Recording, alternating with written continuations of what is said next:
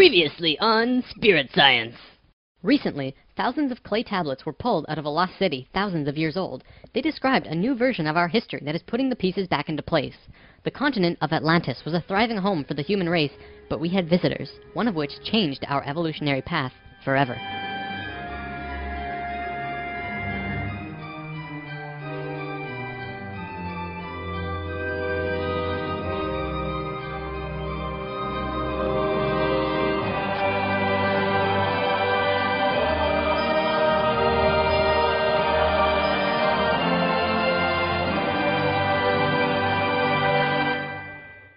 Something I should have mentioned last time, Thoth's father, Thome, was one of the Nacals who set up Atlantis on the island of Udal. That island, the top of the Tree of Life, was the brain of Atlantis, and on it was a small city called Poseidon.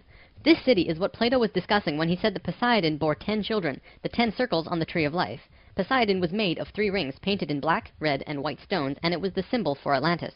The inner circle represented the Nacals. The middle circle were the priesthood, called the Maya, and the outer circle represented the regular people of Atlantis. We'll come back to this down the road. There were only a few thousand Martians who came to Earth through the synthetic Merkaba. The first thing they did when they arrived in Atlantis was try to take over the continent.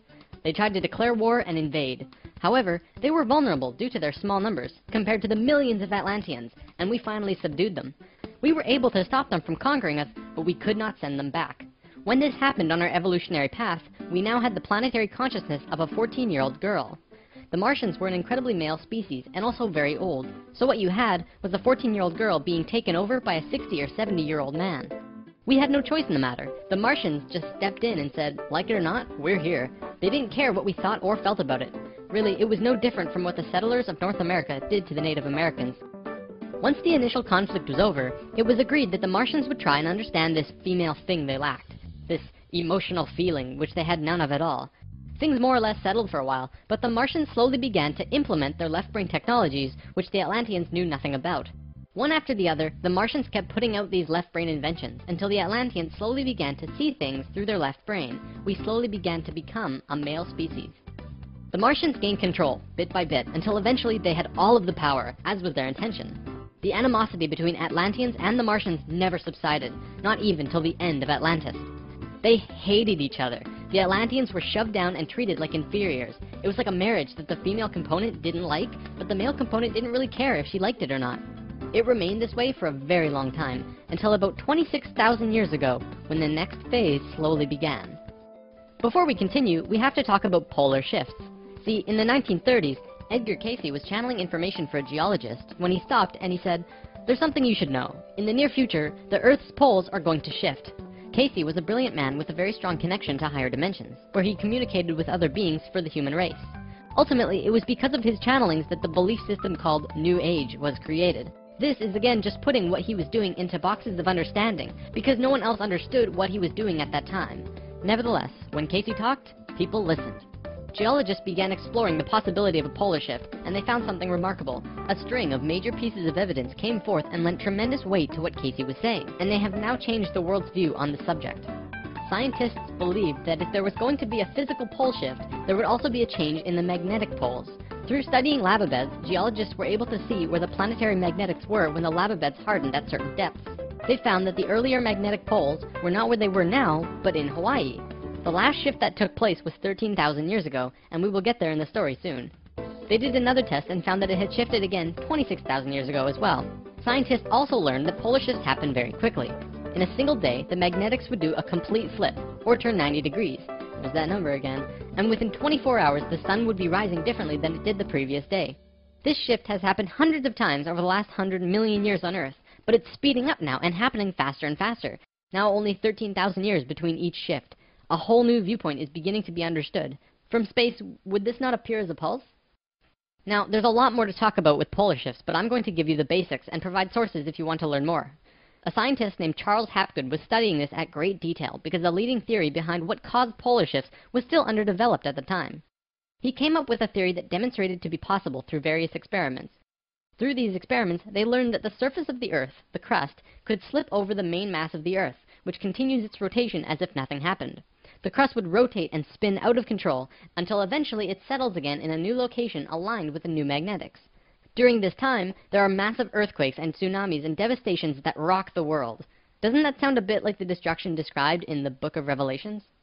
Now, I don't want to freak anyone out. Besides Edgar Cayce's account, many other ancient prophecies, including Nostradamus and Mayan prophecies, have talked about polar shifts in one way or another. And modern science is becoming increasingly aware that there is going to be a polar shift in our near future, which is lining up with our consciousness shift, though they don't take that aspect into account.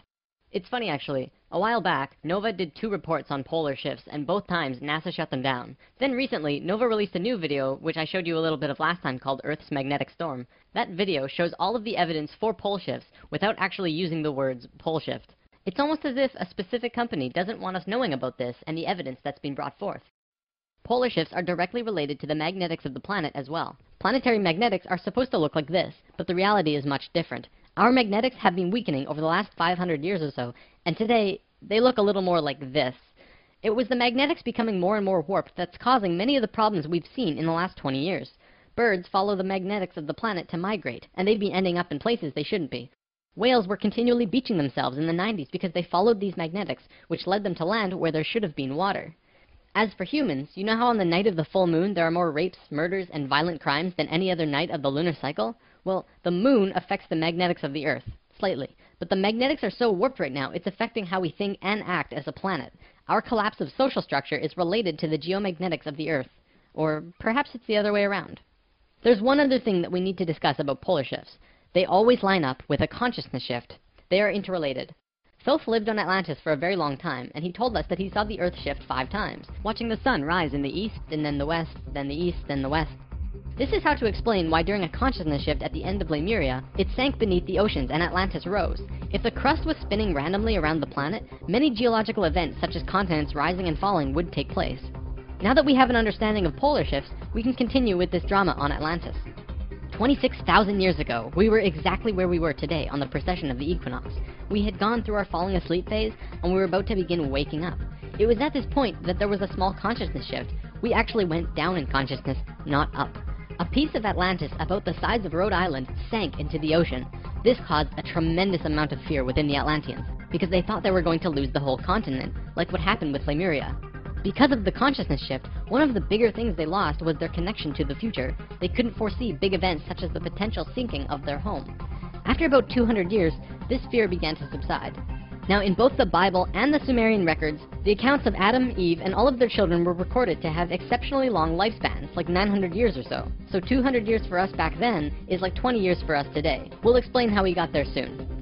Things kind of settled for a while, and then between 13,000 and 16,000 years ago, a comet approached the Earth. Because we were living at a high consciousness across all dimensions, the Atlanteans became aware of it before it hit. A great conflict occurred in Atlantis. The Martians, who were in the minority even though they were in control, wanted to blow it out of the sky with their laser technology. However, the Nacals had learned of the comet's true nature, and the Atlanteans protested. They said that the comet was in divine order. They had to allow it to take place naturally. Let it hit the Earth. That's what's supposed to happen.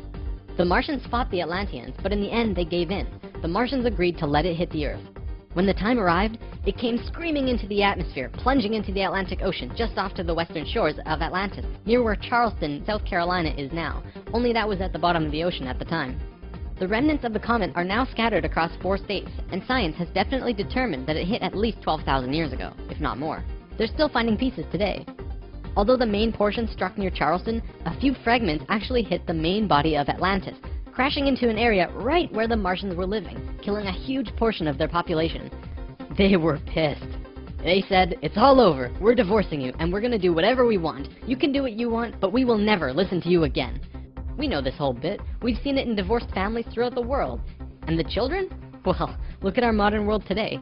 We are the children. You can guess what the Martians did next. Their primary interface with the reality was control, and when their anger rose to meet their desire for control, they decided to take over the Earth.